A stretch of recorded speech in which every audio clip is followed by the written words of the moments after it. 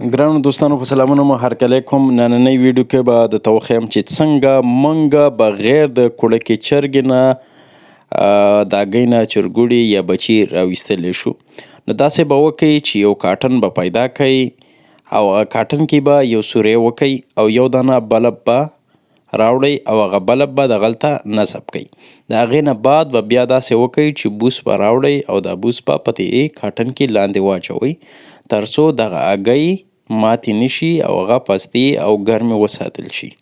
نو بوس به پکې واچوئ، دغه بوس بیا پکې دغه کې به خواره کئ، دغه منظم ښه صحیح خواره پکې کئ. هغې نه بعد به بیا داسې کار وکئ چې دغه هګۍ به راواخلئ او دا به دغلته کېږدوئ. هګۍ چې ستاسو پورې اړه لري چې څومره هګۍ تاسو خوستلی شئ، 10 دانې ږدئ، 3 ږدئ، 4 ږدئ، چې څومره ستاسو خوښه یي هغونه هګۍ پکې تاسو دغلته خوستلی شئ. صحیح ده، هګۍ به دغلته کېږدوئ او د هغې نه بعد به بیا داسې وکئ دغه لایټ یا دغه بلب به آن کئ، دا به ولګوئ او دا کاټن به پسې وربند کئ.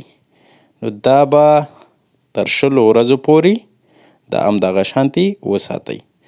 نو روزانه بیا دا به 2 کرتې د هګۍ په دې بل اړوئ، دا به سرچپه کوئ چې دا نور طرفونه هم ګرم شي. روزانه 2 ځل کم از کم روزانه باید 2 ځل دا کار تاسو وکئ چې دا په دې بله واړوئ او دا ګرم کئ. د هغې نه بعد به بیا کاټن بیا پسې بند کئ. صحیح ده، او دغه کم از کم 20 ورځې پورې، 20 نه تر 15 یا 13 ورځو پورې دغه وخت نیسي. نو بعد د 20 ورځو نه بیا راشئ، دا بیا وګورئ.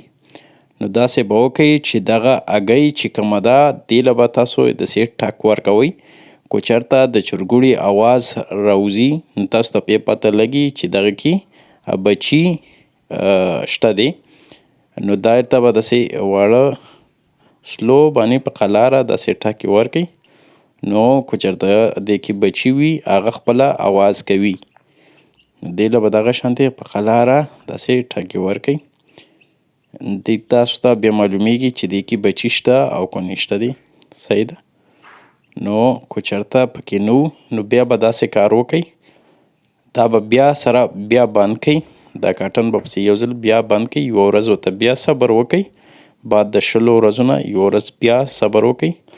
نو په 21مه ورځ باندې دا یو ځل بیا خلاص کئ. نو انشاءالله په 21مه ورځ به یې بچي راوباسلي وي. تاسو وګورئ دغه 21 ورځې پوره شولي، بعد د 21 ورځو نه دغه دي بچي راایستلي دي. نو ډېره اسانه طریقه ده، تاسو په کور کې هم کولی شئ. که چېرته کوړکه چرګه نه لرئ نو دغه طریقه باندې تاسو هم کولی شئ د هګو نه بچي راوباسئ.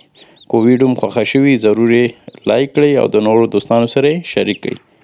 ډېره مننه، خوشحاله او آباد اوسئ.